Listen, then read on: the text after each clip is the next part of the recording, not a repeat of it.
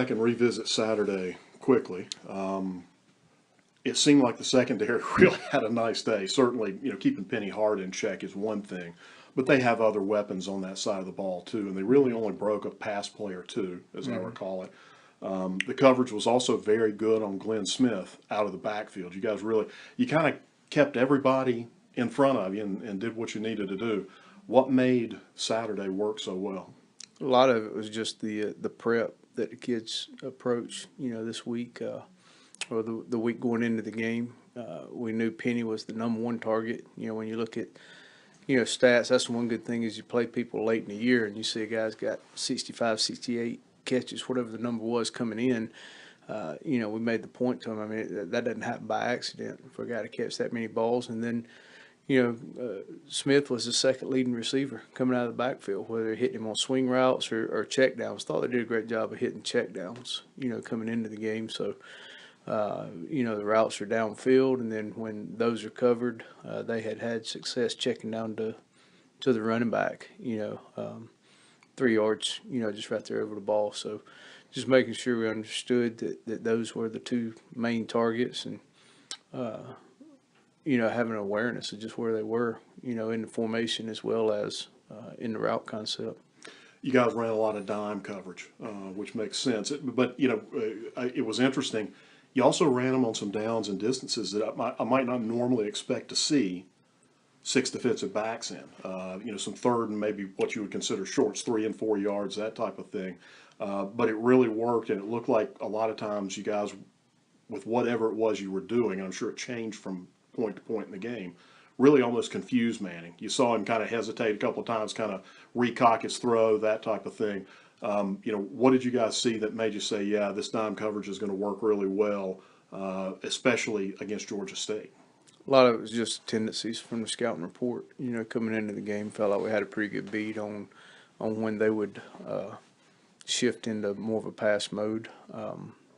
And you're not always right. Anytime you say, well, at this situation, they're 80% pass, you still have to remind them that means 20% of the time they still run the ball. So you got to be sound against the run game, but just really playing the percentages. And then as the score got to where, we were up, then, that those tendencies get reinforced even more, because, teams, they tend to start pressing, the biggest fear is on a 3rd and 3 to run it and only get 2. Now they're 4th and 1. So, the quick throws, shoot things to the flat, the hitches, slants, things of that nature, the throw and catch type routes, is what we was kind of prepared for based on D&D. Duck got most of the assignment anytime Hart went outside. And I think the best compliment you can pay a cornerback is that he's anonymous. He really didn't give up anything that I saw at the field level. Was he as good as he looked like he was in terms of his performance? Yeah, he played well.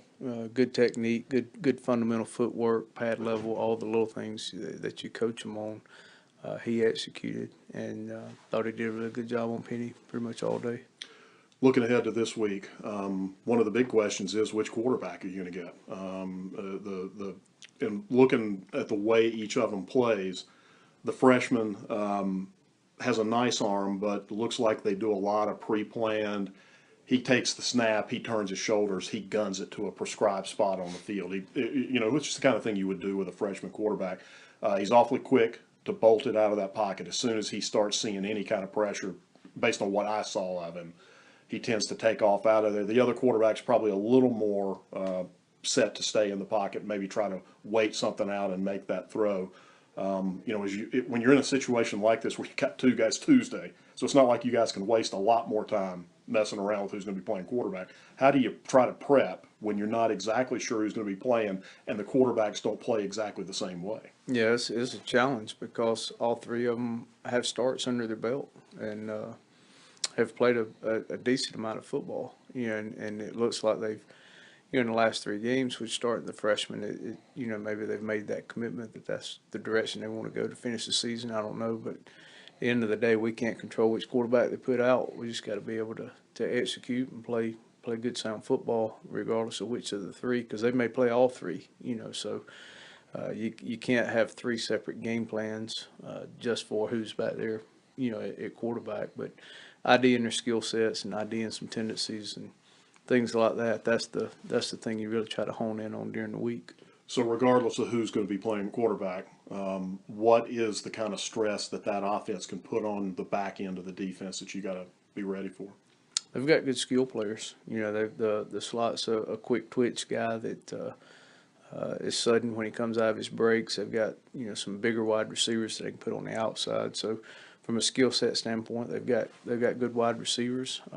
All three quarterbacks are great athletes, so they can always extend the play, being athletic and being able to move around. So that always poses challenges. And then the running back is a good player. He gets, a lot of yards after contact. He falls forward a bunch, as opposed to getting knocked back. So, being able to stop the run, and then once you get that stop, being able to account for, the different skill sets that the different wideouts possess, as well as, playing with three true athletic quarterbacks that can all three extend plays. So, we have to play with good discipline, good eye control, and make sure we do a good job, just our assignments, and not having any bust or any miscues. Good deal.